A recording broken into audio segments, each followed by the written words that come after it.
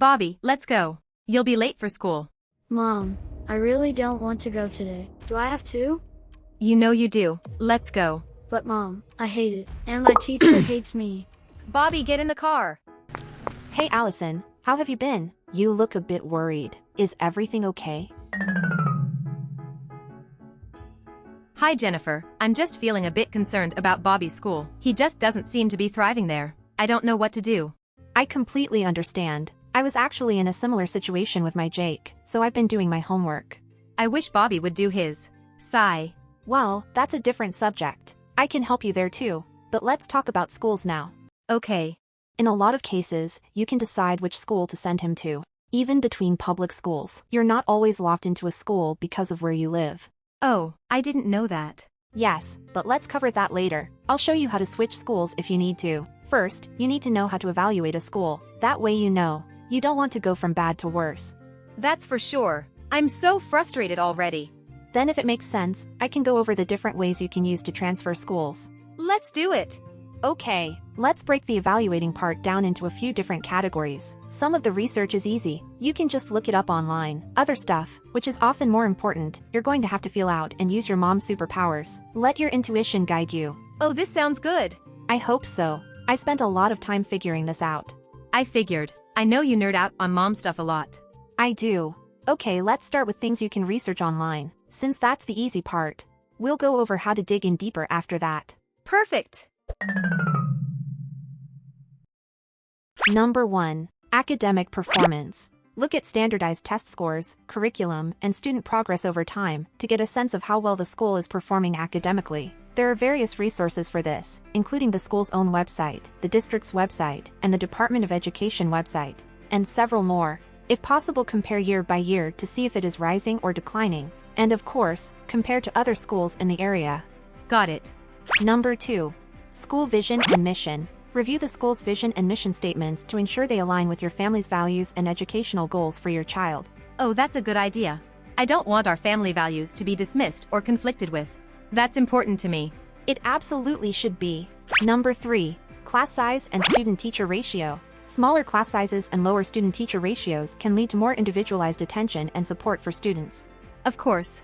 I know how important individual attention is. I don't want Bobby to just be a number in a warehouse. Right. Number 4. Teacher quality. Investigate the credentials, experience, and training of the teachers, as well as their commitment to ongoing professional development. This info might be hard to find for public schools, but private schools and charter schools should post it proudly. Too bad public schools aren't as transparent about that. Yes, I agree. Seems like they should be. Number 5. Special education and support services. If your child has special needs, make sure the school offers appropriate resources, accommodations, and support services to help them succeed. Even if your child doesn't, how the school handles this is a good overall sign of school performance. Right. How you do anything is how you do everything. Agreed. Number 6. Extracurricular activities. Programs and clubs that cater to a wide range of interests can enhance a child's educational experience and encourage them to explore their passions. You can find a lot of this online. Oh yeah, Bobby really loves drawing. If they had a program around that, maybe he'd like school more. And I want to get him into a Shang-Chi Kung Fu program because I've heard how good that is for building confidence and learning how to coordinate his body. He's growing fast and is a little clumsy. Yes, exactly. Supporting him in pursuing his interests is a mom's superpower. Number 7. School schedule. Know the daily schedule, including start and end times. Also, consider the availability and quality of before and after school care programs if needed. Okay. Number 8. Financial stability and funding. Investigate the school's financial stability and funding sources, as this can impact the resources available for programs, staffing, and facilities. Makes sense. Okay, after you've done your online research, and if you are still interested, then you'll want to visit the school and check out the facilities. What should I look for? Number 1. Check the bathrooms. Are they clean? This can be reflective of the overall state of the school. Number 2. Then check the playground and classrooms. Do the playgrounds look safe? Classrooms look engaging? Try to see how engaged the students look. Of course, you'll have some here and there, bored and not engaging, but how is it overall? Are the kids truly learning or just being warehoused until it's time to send them home? Right, I bet you can tell a lot by just observing engagement. Yes, you can. Number 3. Technology integration. Examine the school's approach to integrating technology in the classroom and whether they provide adequate resources and support for students to develop digital literacy skills. Number 4. Green practices and sustainability. Investigate whether the school incorporates environmentally friendly practices, such as recycling programs or energy-efficient initiatives. You'll see the signs of this on campus. Composting would be a big plus for me. It teaches kids about sustainability and where their food comes from. Right, Bobby loves to help me in the garden. That would be important for him. Number 5. School safety measures. Investigate the school's safety protocols, emergency preparedness plans, and measures in place to ensure the well-being of students and staff. Number 6. Library and media resources. Investigate the quality and variety of resources available in the school's library, as well as any additional media centers or learning spaces. And number 7. Transportation. If your child will rely on school-provided transportation, consider the reliability, safety, and convenience of the available options. Jennifer, you have really done your homework. I'm impressed. Oh, that's just scratching the surface. We're getting to the most important part now. We're going to dig deeper into the school's reputation and values. Okay, I'm listening. Number 1. School values and philosophy. You've already checked the mission statement, but now let's see if it's real. You can start to get a feel for this on the school website, but personal meetings with staff is where your gut will really tell you what's up. Their values and educational philosophy don't have to perfectly align with your own beliefs, but you don't want them to conflict. Right, that would be troublesome. Number 2. School leadership. Strong and effective leadership from the principal and administration can contribute to a positive school culture and impact overall school performance. Really make sure the leadership from top staff aligns with your values, or at least doesn't conflict. Number 3. School culture and climate. Assess the overall school culture, including values, expectations, and relationships among staff, students, and families. Relationships between staff tells you a lot. Do they speak highly of each other, or complain? Is staff morale high and have they been there for a while? That will give you a clue about turnover. High staff morale and low turnover rates can be indicators of a positive work environment, and that leads to better overall school performance. Number 4. Expectations. Expectations of staff performance and student performance are a huge part of the overall success of the school and its students. Right, I've seen some of the research on the effects of expectations on kids. It makes all the difference. It sure does. Number 5. Parent and community involvement. A strong parent-teacher association and community involvement can lead to better resources, support, and communication between the school and parents. Check online for this first. A strong PTA often has a Facebook page or some other place where they stay involved online. You should be able to find it with a little searching. Number 6. Teaching methods and instructional strategies. Investigate the school's approach to teaching and learning. Different teaching methods, such as project-based learning or differentiated instruction, may better suit your child's learning style and needs. Number 7. Educational field trips. Consider the school's approach to educational field trips and experiential learning opportunities that may enhance students' classroom experiences. Number 8.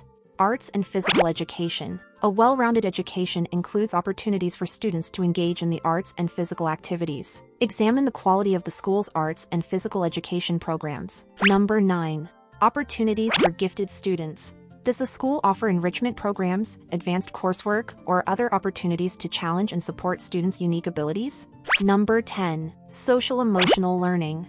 Consider whether the school emphasizes the importance of social-emotional learning and provides opportunities for students to develop self-awareness, self-management, social awareness, relationship skills, and responsible decision-making. In other words, soft skills. Number 11. Mentorship and peer support programs. Look for schools that have mentorship or peer support programs, which can help students build relationships, develop leadership skills, and foster a sense of belonging. Number 12. Diversity and inclusivity. A diverse and inclusive learning environment can help promote social and emotional growth, fostering a sense of belonging and understanding among students. Number 13. Language programs. If you're interested in your child learning a second language, look for schools that offer language programs or immersion experiences. Number 14. Overall school reputation. Talk to other parents, read online reviews, and consult local school rankings to get a sense of the school's overall reputation in the community. Number 15. Parent-teacher communication. Consider the school's approach to parent-teacher communication, including the frequency and channels through which updates and progress reports are provided. This can tell you a lot. Does parent-teacher communication seem like it is valued, or are the channels more closed off and difficult to use? Number 16. Adaptability and innovation. Gauge the school's ability to adapt and embrace new educational approaches, including innovative teaching methods and evolving technologies. Number 17. Nutrition and meal programs. Review the school's meal program to ensure it meets your child's dietary needs and promotes healthy eating habits. Number 18. School accreditation. This applies more to private schools and charter schools. If you are looking at those, check if the school is accredited by a recognized agency, as accreditation ensures that the institution meets certain educational standards and quality benchmarks. Number 19. Bullying and discipline. Research the school's track record in addressing issues such as bullying and discipline, and consider the school's policies and procedures for dealing with these matters. Yeah, Bobby has been picked on before. I know bullying happens, but how it is dealt with makes all the difference. For sure. So that brings us to number 20, conflict resolution and problem-solving skills. Investigate if the school teaches students valuable conflict resolution and problem-solving skills, which can be beneficial both academically and socially. Number 21, future plans and growth. Consider the school's plans for future growth or improvements, including facility expansions, new programs, or staff development initiatives. Do they have a continuous improvement plan? Consider whether the school has a strategic plan or a continuous improvement plan in place. That will tell you more about what's going on there. Number 22. Parental involvement opportunities. Are there opportunities available for parents to get involved in the school, such as volunteering, participating in school committees, or attending parent workshops and training sessions? Number 23. Assessments and progress monitoring. Consider the school's approach to student assessments and progress monitoring to ensure they use data-driven methods to support student growth and achievement. Wow, never thought about that before. Yes, it's a thing now. Some schools are really embracing it. And finally, number 24. College and career readiness. Even at the elementary level, it can be helpful to know if the school has programs or resources in place to help prepare students for their future academic and career paths. Wow, that's a lot. I never considered there would be so many things to consider. Do you have a list I can have? You know I do. It's down there in the description. Plus I listed different online resources where you can check up on schools. Great, thanks so much. Of course. You know, Allison, I think that if more parents ask these questions of schools, we might be able to change things. Most teachers I know want things to be better. If we can just break through the bureaucracy by holding the policymakers accountable, we parents and the teachers might be able to make a big difference. Yeah, that's a great point. Maybe parents and teachers can leave other suggestions in the comments below, and you can add them to your report. I agree. That would be so cool. So what if I decide that a different school would be better for Bobby? What are my options?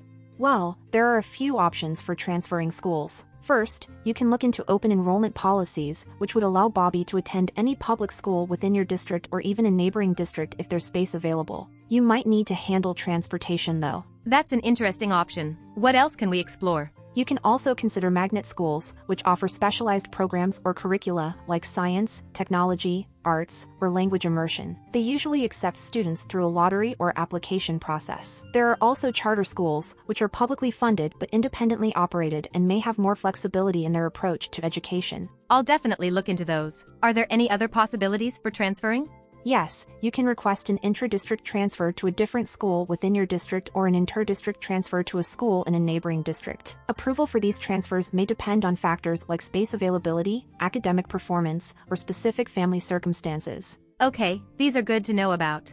One other thing to think about is if a school checks a lot of the boxes for you, but not all, you can just do more of what's missing at home. Oh, that's a good idea. So if a school has a lot of good aspects, but a few missing ones, I can just work a little harder as a parent in those areas. Exactly. You'll probably never find a school that is perfect in everything. So when you are comparing them, make sure to prioritize everything we've talked about. Know what is important to you. Yeah, I guess I probably will have to make some concessions. The world is changing fast, and I'm sure it's hard for schools to keep up. Right. For example, it's really rare for a school to have an educational therapy program. Schools do remediation and accommodations, and that can help a struggling student. But it's not always the best route. Instead, you can use the Learning Success System at home. What's that? The Learning Success System is an educational therapy program designed to help parents work with their children at home to improve foundational learning skills. It focuses on things like visual and auditory processing, proprioception, and spatial awareness, among others. By working on these skills, children can overcome specific learning disabilities and become more confident in their abilities. That sounds interesting, but how does it help with academics? Well, when a child has strong foundational skills, it becomes easier for them to learn and understand new concepts in school. For example, good visual tracking skills can help a child read more efficiently, while strong auditory memory skills can make it easier to follow spoken instructions. By building up these skills, using the learning success system, you can help Bobby become more successful in school and better equipped to handle academic challenges. Wow, I didn't know I could help like that at home. You sure can. The learning success system really levels you up as a mom. I highly recommend it, especially if Bobby is struggling academically. I'm on it. I really want to do everything I can to help him succeed in school. How do I get the learning success system? Just click the link in the description and start a free trial, and I'll see you inside.